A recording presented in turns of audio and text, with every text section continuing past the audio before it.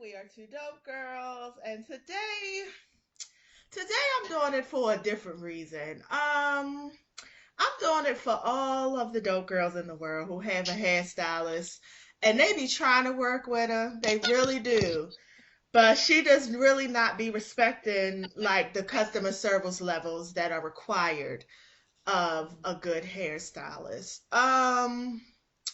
So this new, I had a hairstylist I had been going to for many, many years.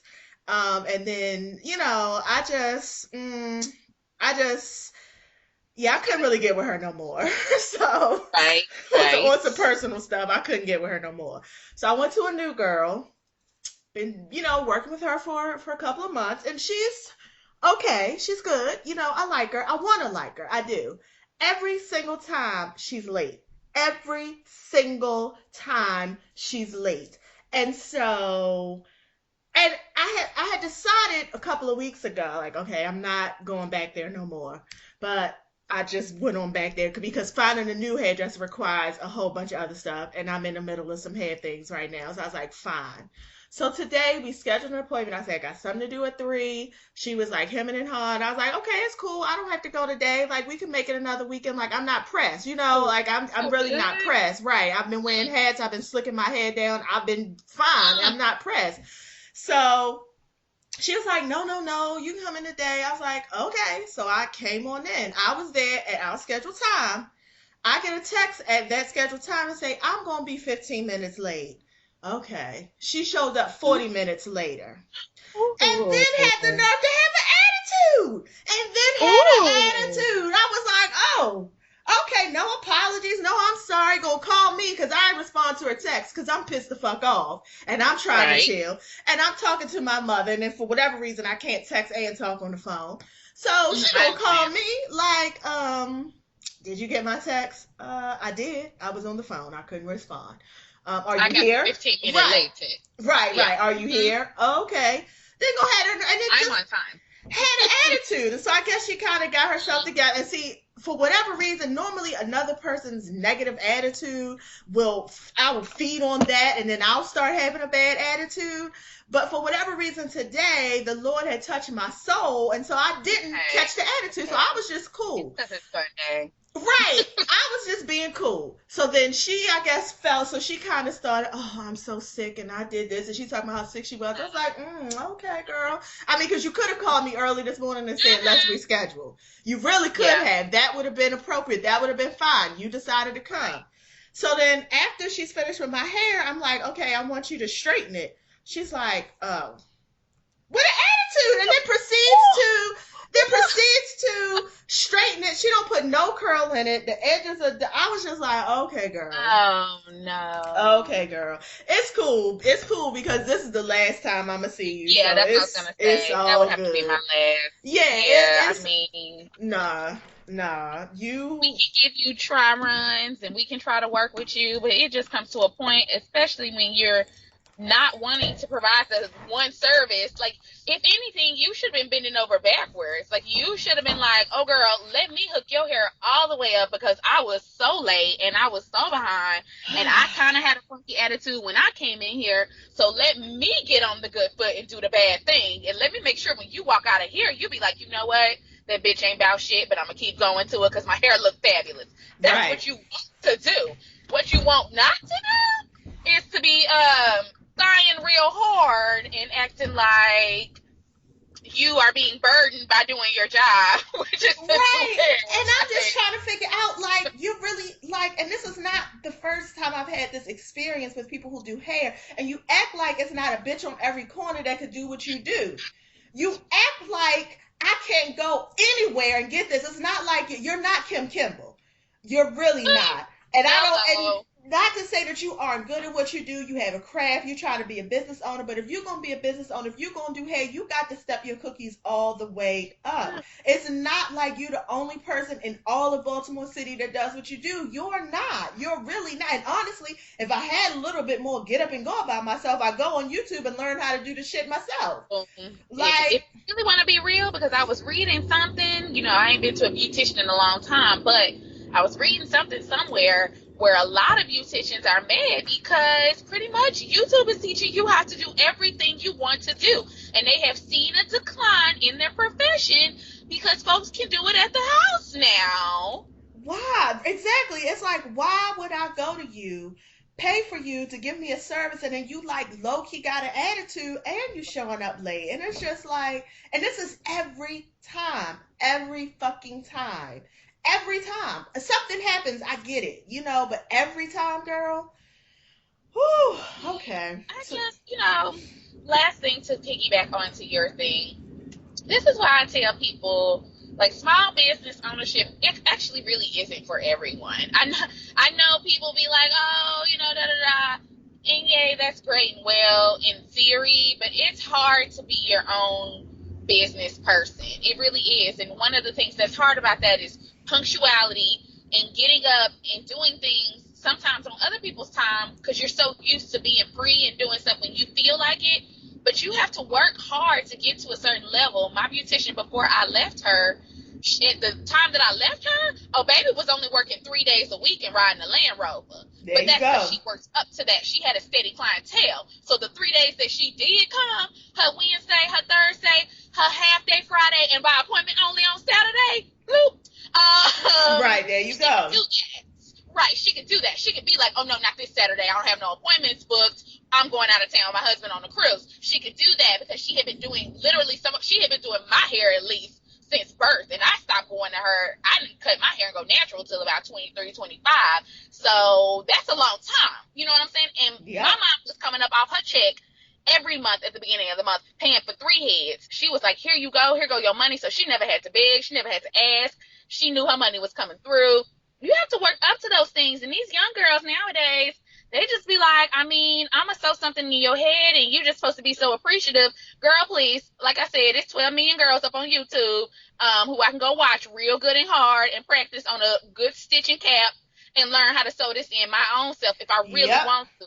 So y'all really need to get yourselves together. Sorry. So I feel you on that. Yeah, no, so saying all that to say, I have officially, today was definitely, I had already been thinking like, all right, because I cut my hair, I put a perm in and cut it because I wanted it straight, and I had already been thinking for the last couple of weeks, like, you know what, I think I'm going to let this perm grow out, just cut it all the way down, like real low. Today was the day I was like, oh, okay, cool. So I'm gonna rock this, what I got in now, let the perm grow out a little bit because I'm not ready to go all the way bald. But as soon as I take this out, cut all the perm off and just let it be short, and I'm going to just go ahead and finish rocking it at home because I'm done. I'm done with it. You know this soap girl likes the shortcuts. So. Oh, yes. And I've been playing around with getting this hair cut off, and I was like, because I keep saying when I turn 40, I'm going to do it. I'm like, the fuck am I waiting for? I know I don't like long hair. I know I ain't got the time. And if I ever feel like I want to be fancy, I'm going to buy me some little clip-ins or either pop me a weave on and just keep it moving. If you don't go get you one of these wigs, girl, please, I'm making me a crochet wig tomorrow. I love it. I was going to do it today, so trust me, it's fine. Vivica is selling caps along with selling dates. So you can go get you a braided Vivica, a fox cap. It literally has the cornrows in it. And you can literally make whatever crochet wig you want to on top of your head and plop that on and go on about your business. So the girl will be doing that tomorrow, and I will have me a repertoire of those by the end of the year. I love it. There you go.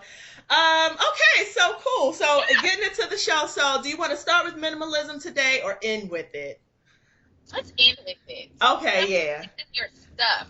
Because I just learned about the things that you were talking about, and now I'm upset about it. Right. The lead angles and the stuff. Yeah, I just heard all that over the weekend. So I'm going to go ahead and start with Tyler Perry and his reverse racism remarks. So this happened like right before the new year came in. But so Tyler Perry has a show on TLC called Too Close to Home. It's all white people in it. And I guess he had gotten a little bit of, which is fine. He got a little bit of backlash.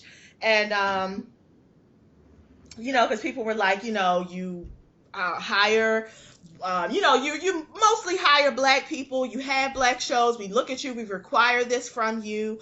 And so his response in an interview with Associated Press was, that's totally reverse racism because it was coming from African American people. I don't know if it was because I don't know. And then he goes on to say, I don't know if it was because they thought I should only be giving jobs to black people. Well, I think that's ridiculous. If you look at the hundreds of black people I've given jobs to, and even the ones I've made millionaires, people of color, I just think it's unfair. And then he goes on to say, I'm just finding out more as I travel the country and world. The more I meet people, we're all the same. We all got the same drama, so I'm not seeing color as much as I did anymore in the sense of our stories. Our stories are so similar. So let me just say a couple of things. One, okay, Tyler Perry, you're a director. I actually agree. No, you don't have to hire all black people. You don't. You're a director. You should have the right to hire whoever you want to have. You do what you do. I don't have nothing to say about that. So on that note, I'm gonna go on and give it to you. Now let me just come on over here and say something else, because Mr. Tyler Perry, if you remember, I believe it was around 2012, 2013 when you was riding around in your dope dealer car with the deep tents on in Atlanta in some black ass neighborhood, and you made an illegal U-turn and you got pulled over by the police. You was real loud proud talking about racial profiling. So I'm trying to figure out how in 5 or 6 years, all of a sudden, as you around the world, all our dramas are the same. Okay.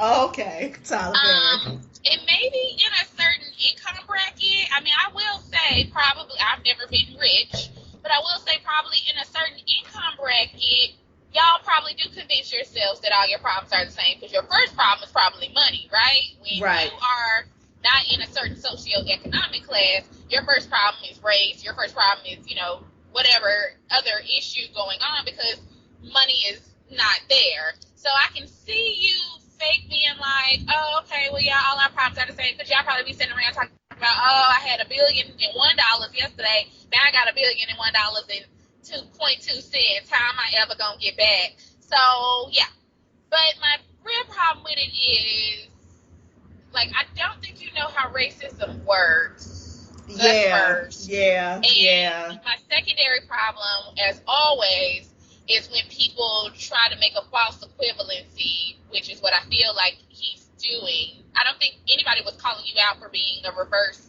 That's not reverse racism. Like, that literally isn't. It actually, reverse racism can't happen. No, that doesn't exist. Racism Yeah. is based off of a social structure wherein one race has structural power over other people. So in no way, power, yes. So in no way can black people we don't have that kind of structural system set up. I mean, we would literally have to be over the government. We would have to be over the banks. We would have to be over the businesses. Yep. Like, a lot would have to happen for actual real reverse racism, I guess we would call it. And that's not what's happening, Tyler Perry. If you wanted to just say, hey, I just want to bring more diverse stories. I've met a lot of people in my life, and the more I've met people, the more I found out that a lot of our stories are similar. So I wanted to bring this story to light and hire some people to tell another side. That's what you could have said. That was not offensive to anyone. That brought race into it none, because I don't think I said race at all. Like, that's why y'all motherfuckers need PR training. It's like 5 people this week that need a PR person, including you, Vivica, from back earlier. So I just don't understand why people have to go all the way there. It's not reverse racism just because some people are upset. Yes, they do see you as a beacon in the black community. I don't personally agree, but I can see why they see that from you. So all you had to do was just be real cool and chill about it. Now you done made it a reverse racism thing, which it wasn't. And now I already didn't actually care for you, but you like falling even further down the totem pole for me personally, because I don't like people being so quick to like throw racism out there as if we are making it up, as if black people are being overly sensitive, as if we are just creating some structure that we're not. Like, this is reality, so for you to use it so facetiously, like, oh, well, it's a reverse racism. That's not what that is. That's not what that is. That's like, not what it is. It's people calling you to be accountable, because to be truthfully honest, Black people were the ones that got you where you are. We're the ones who support your bullshit. Because yes, it is bullshit. We are the ones who support all of your stereotypical bullshit. Because if you ask me, I have always in my head thought, okay, Tyler Perry doesn't really like Black people. I've always thought, especially Black women, based on the characters that you portray, based on the shows that you have. So no, it's not for me. However, for some people, they love it, and I will never knock a nigga's hustle. And you definitely got to hustle. You definitely did that. You put yourself in a position. Yes, it's not particularly what I like, but what annoys me is these people, and a lot of them are men, get into this position where you have a platform where people are listening to you, and then you act so dismissively about racism like it's not a real thing. And so what happens now, people start saying, oh, well, Tyler Perry said it ain't no big deal. See, Tyler Perry said reverse racism. See, and all of this.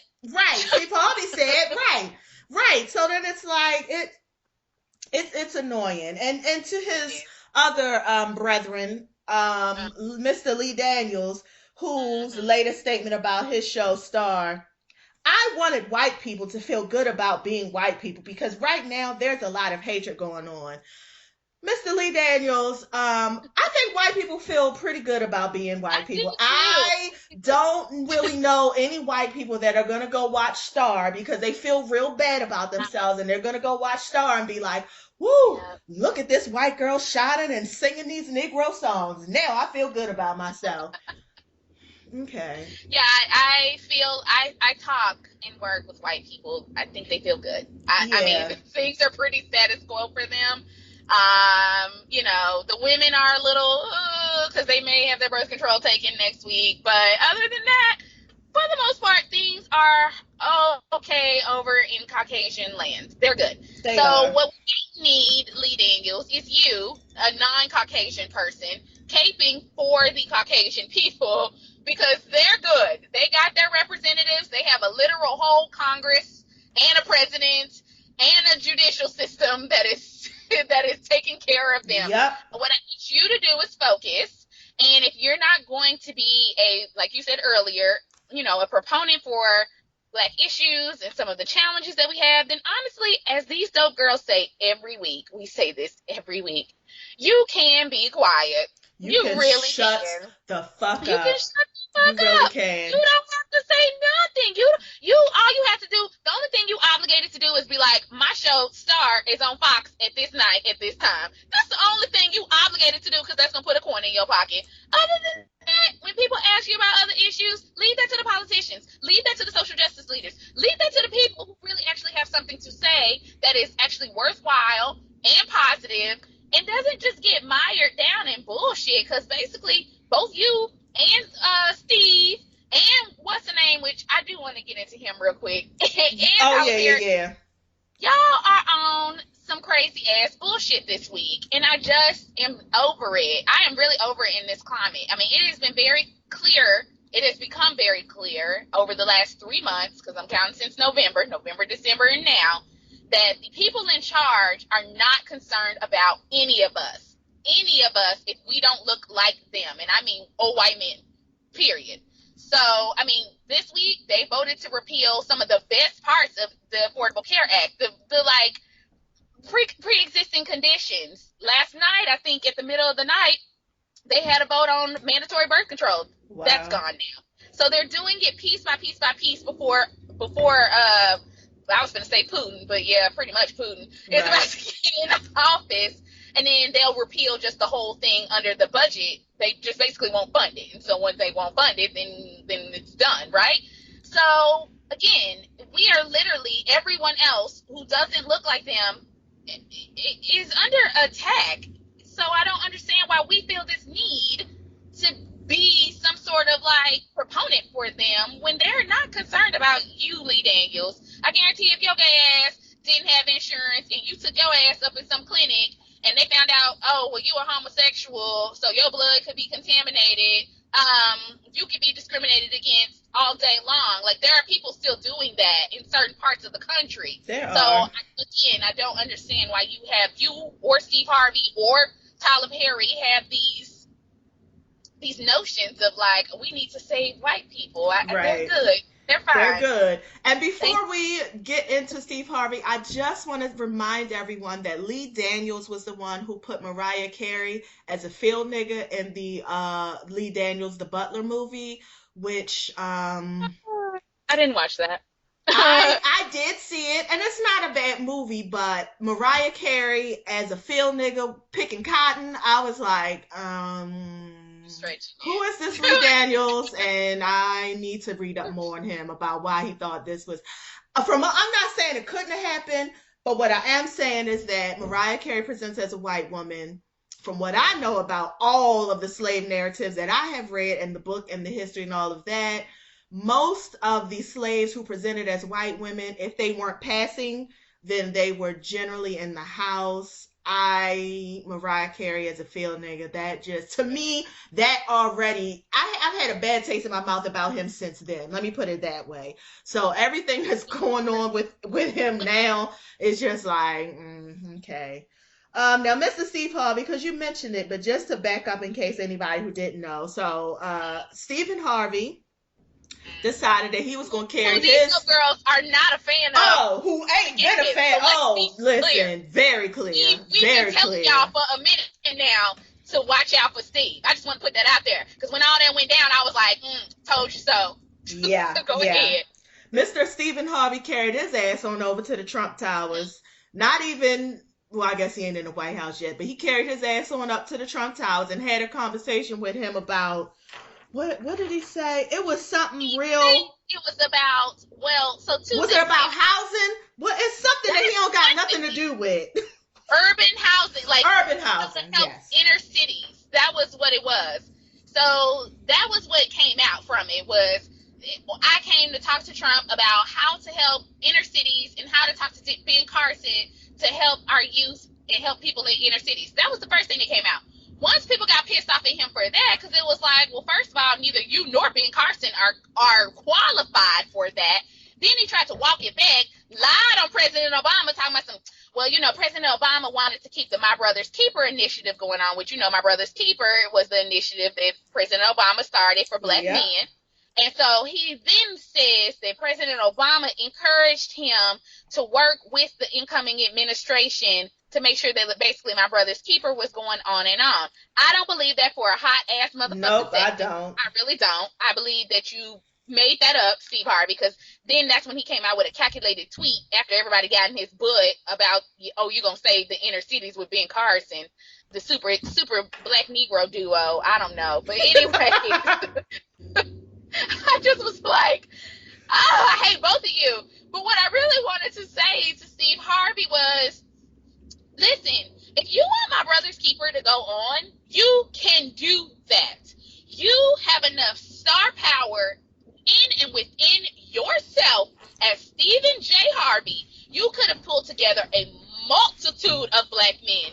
All these men you play golf with, all these ones you smoke cigars with, you could have got Michael Jordan. You could have got the guy who is the billionaire, Bob Johnson, who, started BET. You could have pulled together a coalition of everyone. You could have gotten LeBron James. You could have got everybody, and you could have said, we're going to keep My Brother's Keeper going. What in the fuck do you think it helps to go to a person who has been very clear that he does not support or care about communities of color and ask him to keep this initiative going? What the fuck sense do that make? Let me just read you some things from his interview. So he says about Trump, he's very entertaining to me. I've got to tell you, I can't take my eyes off the man when he's talking. Then there's another one. But I like him personally. I do. I think he's exciting for politics. And then it's his answer to what happened in the meeting. I walked away feeling like I had just talked with a man who genuinely wants to make a difference in this area. I feel that something really great could come of this. I would sit with him anytime. So you feel like a man who is trying to get Sessions in office, who everybody on earth knows is a fucking blatant KKK racist member. So you think somebody who will put him in office and everybody else in his cabinet who got ties to all these racist backgrounds and racist organizations, you think somebody like that feel real interested and genuinely wants to make a difference in this area. That's what you feel, SteveHarvey? For real? That's what he. That's what you Yeah. feel, SteveHarvey? That's Oh, okay. Okay. You tried real hard to keep your spot on primetime TV. I feel girl. you. It ain't. I said, well, you must be angling for a third show or something because Listen, other than that, listen. you have no rational basis to be anywhere Because if near he can, he wouldn't be talking to you. The fact that he's talking to you about this lets me know he don't give a fuck. Because he's Thank talking you. to you.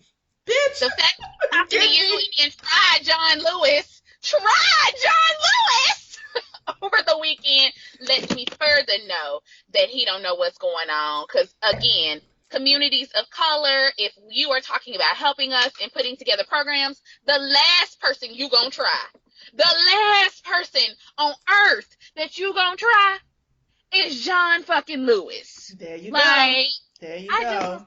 I can't with this. And again, if you guys really want this initiative to happen, there are plenty of successful Black men here in America who can keep this going. And then the other thing too is Barack Obama's not dying. I don't know why people act like he won't Right. be here. Right. He will have a foundation. He will build a presidential museum. He will do speeches. He will still be living, and he's a very young man.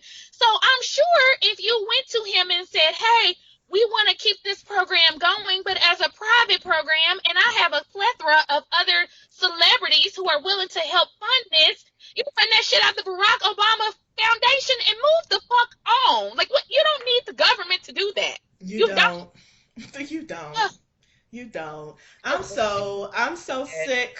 I'm so sick. You were paid a sizable fee to show your black ass face with President Donald Trump because you feel like you have because there is a belief that there are a lot, not even a belief, there are a lot of Black women who look up to you, who respect you, who feel, and Black men too, who look up to you, who respect you, who will follow the things that you say. So you got a sizable check to put your blackness on the line. You were charged a fee for your blackness and to bring some other Black people with you on along. That's what I believe. And I would much rather you have just said the truth. Listen, the nigga said he was going to cut me a check. He said he was going to send my contract. So I'm going to go ahead and take this. I would much rather you say that. I would much rather, because that I could say, okay, I get it. It is cold out here in these streets. I guess you don't want to go back to being poor and broke. And you got you a pretty little sort of young wife, and you trying to keep her in all her light hazel contacts and all her Gucci shoes. I get it. You need these checks to keep her fly. I get it. But don't tell me that you in there talking about urban housing when we know full and goddamn well you not. You in there making sure that he spell your name right on the goddamn check. Right. You making sure he spell your name on the check. So all of that other stuff, fuck all of y'all. Now, moving on to, have you heard of the podcast called ThrowingShade? No. Okay, I haven't never heard of it either, but a couple weeks ago, I started seeing these little commercials. Podcast coming live. They're going to have a late night show, Throwing Shade. I'm like, oh, okay. Who is this? What? Let me see, what station is it coming on? Is it on TV Land? It's going to be on a TV Land late night show. So it was a podcast, it's becoming now a TV show, which is a huge deal in the podcasting world. So I'm like, okay, this must be Kid Fury and Crystal. They ain't say this on the show. Right. So they show who it is. It's one real white blonde woman and one real white man. So I was like, I'm confused. And I'm going to tell you why. The Throwing Shade, I thought that was a Black thing, specifically a Black gay thing.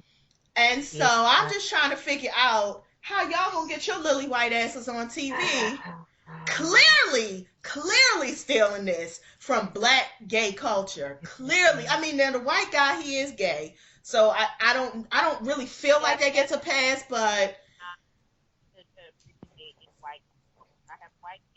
oh, I could barely hear you. Say it again. Oh, all right. Can you hear me now? No, I could barely. You still real low. Okay, oops. Oh, wait. There you go. That's it. Okay, sorry. I twisted my thing. I have white gay friends and Black gay friends, and I can tell you without a shadow of a doubt that vernacular in terms of shade definitely did not come from the white gay community. Now, they might have adopted it, but it definitely originated. Well, honestly, Paris is Burning. Anybody who goes and watches Paris is Burning, that's well, I mean, Shade came before that, but they run down the history of Shade, and it definitely is from the black ballroom gay scene. That is where Shade is from. There's no fighting about that. Right. So even if this white gay boy is getting on there, he definitely is co-opting that from the black gay culture. And my problem that I super have with this is, Andy Cohen, I'm talking to you real quick. Andy bitch, like we do Mona bitch, Andy bitch. I looked the other day after the last Real Housewives episode, and you set up and had Lawrence J and Miss Lawrence and what's her name over there by the bar. Yes, you did, which I felt was shady. Because I was like, they got enough star power where you should have them at the seats. I know Cynthia and what's her name, who I don't even like, the woman that be with them all the time. So that's my first problem. Second of all, Miss Lawrence and them have been around, have kept you a good coin, have kept the Real Housewives storylines going a little bit. They should have a show by now. And I'm not talking about that Fashion Queen show. I'm talking about this exact show right here. Yep. You, Andy, should have been gave them boys a show. At the end of the day, there is no reason why they should be sitting over in the bar with their little cute, quirky comments that you like. You like the cute, quirky comments, but you don't ever want to escalate them to where they need to be and put them on a platform, not with Beverly, but by themselves, where they are able to tell their story and represent themselves. And yes, bring more black gays along, because that's what I would hope they would do with their show. So that's the other reason why I don't like this little podcast idea, because this is something that should have been came out of Bravo. It should have been came from the black community, and it should have been starring somebody that's already been out there doing all of this. I was trying to figure out why Crystal and Kid Fury ain't got a show. Because honestly, that's what this sound like to me. Throwing shade, it sound like, I mean, I don't know who came first, the chicken or the egg, but it sound like the Reed to me. It sound like the Reed. They just popped in a white girl and a white boy. And that's what it looks like to me. I'm just trying to figure out why Kid Fury and Crystal aren't doing it. When I first saw the clips from there's an article on The Root, which is very, very good, because I thought it was just me, because when I saw it, I was like, the fuck? And then I happened to see it on The Root one day. I was like, okay, so it ain't just me. I thought this was crazy. I was like, throwing shade. So y'all just gonna come straight out and say it. I mean, and then I was watching Real House with Beverly Hills one day, and the little Lisa Rinna bitch, she talking about, oh yeah, something on fleek. I was like, I just want to punch you right in the nose. Like, I don't like her anyway, but oh yes, tell me. Oh no, I was just gonna say the other day, one of my friends on Instagram, she lives in Baltimore, but she is a white girl. But anyways, she went to a sandwich shop, and the person on the sandwich shop wrote, "You bad and bougie." And I was like, oh no. Oh no. And it starts. Like, no. And I knew that once Donald Glover said it, I was like, so there's good and bad to this, right? Shout out to Migos, because we do love Bad and Bougie, and that is like my favorite song of the week, and I do bump it real hard, and I do be like my raindrops dropped out. But in that same vein, I knew as soon as he said it, because Donald Glover has a very huge white following. I was like, well, that's gone. Like, we can throw Bad and Bougie out the window, because that will now be the new vernacular for 2017. They gonna find some little white girl on the internet who do the folks and the two-step and the dab real hard, and they gonna have her come on Ellen and do a whole fucking routine to Bad and Bougie, which it's just like I just looked this up, and now I see that there is a YouTube commercial with Ryan Seacrest explaining what throwing shade is. Listen, yes, there it is. Like, if you Google throwing shade, yes. I'm like, I am so disgusted with this. I think when it comes on, I'm going to watch it just so I can live tweet and be as ignorant and rude Twitter is as possible. Like,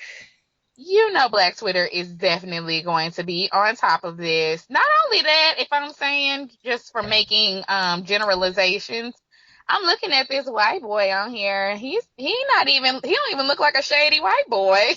No. I Now, my case that throw good shade, honey, and he don't look like it. He look like he throws some pre-written shade. I need somebody that can come off top of their head. listen, I never listened to the podcast, never plan to. Maybe it's funny, I don't know. But again, like I said, to me, this should be Kid Fury and Crystal, and I would not be surprised if all the things they saying are regurgitated from something that somebody black already done said. I Yeah. mean, that's really how white. I mean, honestly, it, it's so interesting because it's like white people on one hand, they want to take all the culture stuff. They want to back it up. They want to twerk. They want to throw shade. They want to be on fleek. They want to do all the dances. They want to do all that.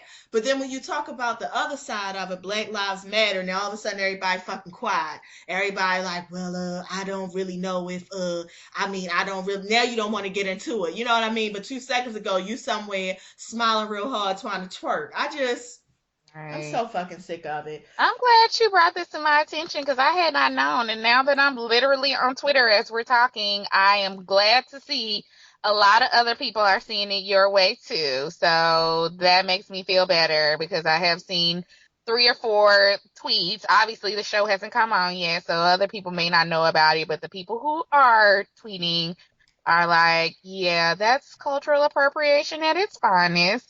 So, yeah. Yeah. So Miss Marilyn Mosby, Oh, who yes. we should all, if we don't know, so Marilyn Mosby is the current state's attorney for Baltimore City. She was the black woman who came out and gave that very, gave that very like strong, heated press conference where she ran down all Hmm. the charges for in the death of Freddie Gray by those 6 police officers. Went to court. Everyone basically got off for murdering a man. Well, these 6 police officers have decided that they're gonna go ahead and sue Marilyn Mosby. They Hmm. are going to sue her, and usually, as a state's attorney, they have immunity from prosecution. They sure Well, do. U.S. District Judge Marvin J. Uh-huh. Garbus ruled that claims including malicious Mhm. prosecution, defamation, and invasion of privacy can move forward against Mosby and Assistant Sheriff. So so I want people to understand what is going on. So this is Right. a woman who has done what not a lot of other states, because I mean, black men have been murdered in damn near every city Yes. across the Yes. United States. Right. Marilyn Mosby is probably one of the only state's attorneys that Only came one. out very strong, very Right. loud, very early and said, we are going to do something about this. We are going to That's right. prosecute. This is not right. She was very strong in standing up. You can say what you want, because I know there are a lot of people who got their issues with her. Say what you want. Right. But she was right in this one. She was very right in this one. She was very right. So I want you to understand what they're doing is setting up a precedent. Mm-hmm. So that now state's attorneys, so even though they are already hesitant to prosecute police officers, now they're setting up a precedent so that if you do follow through and the police officers get off, they can now turn around and sue the state's attorney, which makes it even that much harder for them to prosecute for these murders. Because trust me, the police murdering black people are not at all finished. It's been a little bit of a lull. There hasn't been a hashtag in a bit, but trust me, any day now we're gonna wake up and it's gonna be trending on Twitter. I mean, not that I'm praying for it, but that's just the world that we live in. And I just want people to fully understand that this is not something that's really ever. I mean, I don't know the law, but I don't think this is something that's ever really been done before, for real. No, from what I read, the way that they got around the law, because again, like you said, prosecutors are granted this immunity, so things like this won't happen, right? So they can go freely after cases, and they can punish people accordingly because they don't have to worry about later on somebody coming back and firing them or whatever. But the way that they got around this one is somehow the Baltimore prosecutor's office is like an independent entity. Like there's some things about it that are independent. And they said it was an independent investigation. Investigation, that's what it was. So the investigation part is what they're saying they can technically go and sue her under, is because parts of the investigation they can claim were not done accordingly or whatever, which obviously we all know is BS. I'm just telling y'all what they said. This is not meaning that I believe it. And that, yeah, I mean, we obviously, anyone with half a brain, half a sense knows exactly what the overall end result is, or what they want the end result to be, which is exactly what you said, for people to not prosecute when things like this are wrong. And I will even say, I think, that this up north dope girl knows that no, I haven't always been the hugest fan of the Mosbys, but wrong is wrong. And when Yeah. someone goes to do their job, which is all that she was doing, they shouldn't have to fear any kind of retribution. They should be able to do their job unless they do something illegal, right? And by Right. illegal, I mean like, they bust somebody upside the head to get false testimony. But doing an investigation, that's not illegal. That's not wrong. And the fact that we're even going down this path just really shows you where we are as a country. Yeah, It's yeah. just And it like also shows you, yeah, and it shows you yeah. where, because the fact that, because first of all, I'm thinking as police officers, y'all need to who were complicit in the murder of this man. You absolutely were. So I'm thinking that you would just be sitting down somewhere, happy that you're not in jail, getting your head busted in the yard. That's what I would be thinking. But you so bold.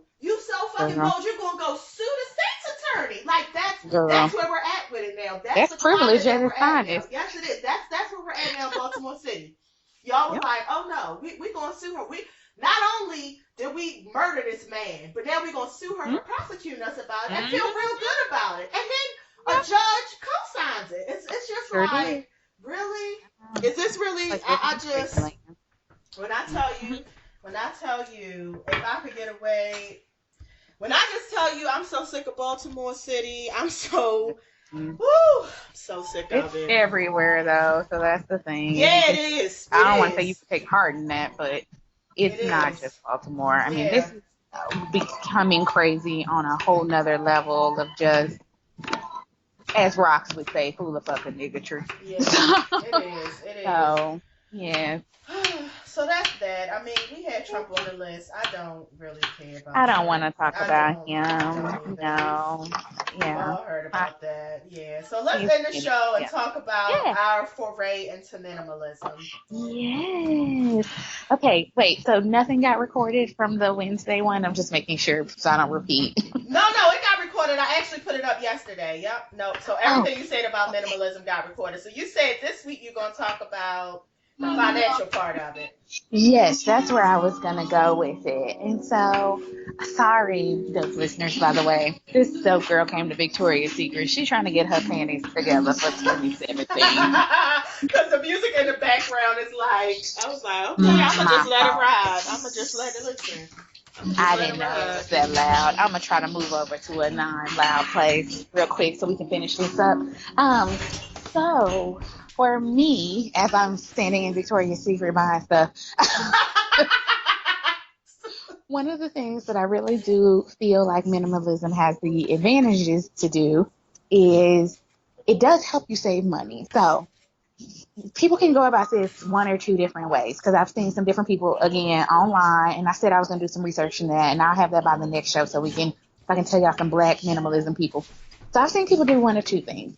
I've seen people like move themselves into minimalism, and so they have been able to kind of sorry, I'm step outside. So they've been able to move themselves into minimalism, which means that basically they did it piece by piece. And so maybe as you give away certain things, you start rebuilding your wardrobe, because again, that's another part of minimalism is you're giving away stuff. And then sort of the thought process is, as you give the things away, you're really starting to learn more about like what it is that you like and what it is that you want and what it is that fits you and your style. Right. And so as you're giving things away, it kind of helps you to pare down and really decide like, like I really like blue shirts, or I have too many damn blue shirts. Like, let me stop buying that. Like, you know what I'm saying? So It can work either way to help you kind of just have an idea.